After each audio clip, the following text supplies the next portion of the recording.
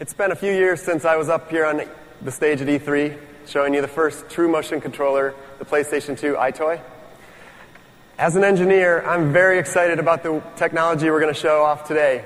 It far surpasses anything you can get on the market now.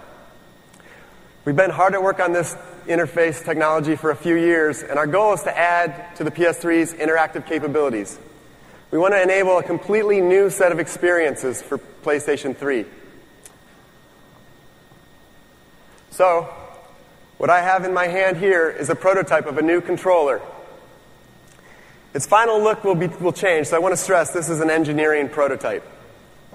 But it has a variety of buttons and internal motion sensors, but its most distinctive and cool feature is the glowing sphere on the end that the PlayStation Eye can track. Imagine you're playing an RPG game. You choose Fireball spell, the color in your hand changes, and then you throw to cast your spell. But rather than listening to me just talk about it, let's get started showing you some tech demos of what this thing can do. We're not going to show any video at all. Everything you're going to see is live technology demonstration. Anton's going to demo, and I'm going to explain what's happening on screen. Hey, guys. So actually, I want to point out, on the sides up here, you can see video from different angles of Anton as he plays. So this first demo, what we have is like a virtual television set with a PlayStation Eye, just like we have it set up here on stage. So you can see when Anton moves the controller here, the controller moves one-to-one just as he moves. In order to let you see this better, Anton, if you can turn on the video on the television there, we're putting the PlayStation Eye's video on this virtual TV, so you can see as Anton moves, it moves exactly as he moves. This is true one-to-one tracking. This is the first time you've ever been able to do this. And we can show this better than anyone else because we have the video from the PlayStation Eye. That racket is actually in the virtual world. It's in Anton's hand.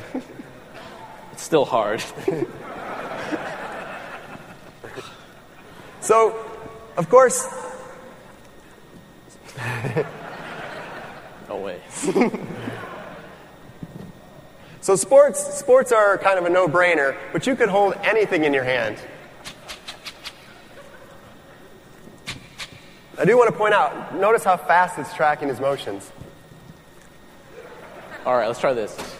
Yes.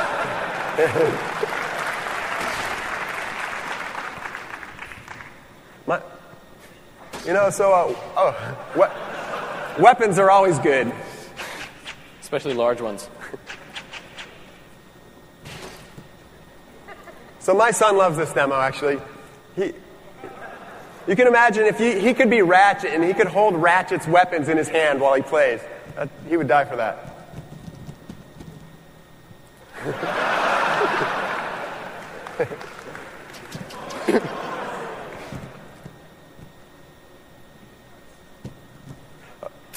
Okay, we have a flashlight now. Notice we have true 3D pointing. He can move around and point from any position or angle here. Okay, the flashlight's pretty cool, but do you have anything with a little more firepower, maybe? Oh, yeah. A foam dart. Nice shot, though. All right, more firepower. Now we're talking. Gold Desert Eagle. So, of course, the PlayStation, this new controller, and motion control in general, people have thought are more of a casual experience. And we expect very great casual experiences. But we also want to enable some more gamers games. We think that'll be a great use of this controller, too. So if you want to switch to first-person shooter mode, Anton can actually move around the room and point and shoot things.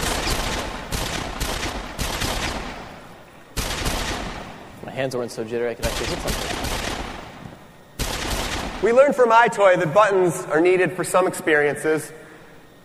There's some experiences you can do without them, but some experiences there's just no other way to do.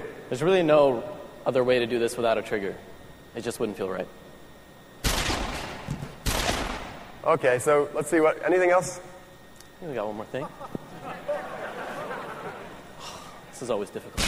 Oh, yeah. So you can imagine the kind of special effects we could overlay with the video and the graphics here. Now, we're going to switch gears completely here. This next demo, it may look simple, but it's one of the hardest things to do precisely. Anton is effectively reaching into the scene, bridging the gap between the real and virtual worlds. This is the foundation for the ultimate sandbox. You could build anything in this. The game development is really excited about this because the possibilities are limitless here.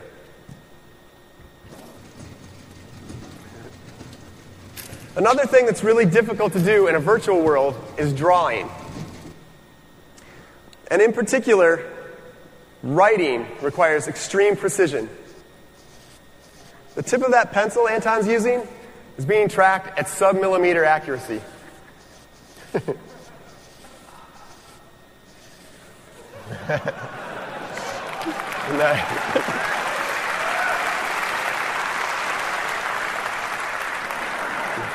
So the pencil shows off the precision really well, but for something a little more artistic, Anton's going to move on to some more paintbrushes here. He's actually metering out the amount of paint that's being put on the canvas using the analog trigger right now. Nice.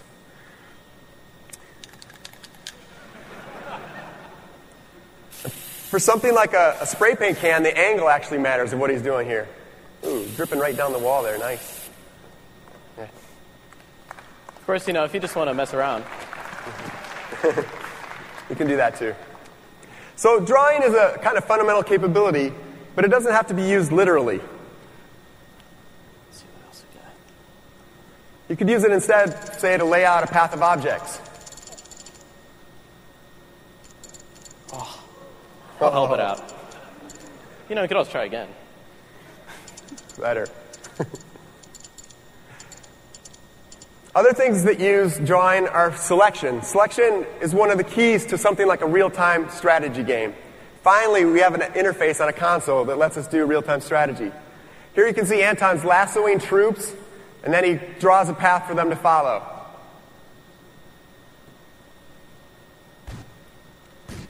You can imagine using this for other kinds of games, like football. You could draw out the route for a wide receiver to follow.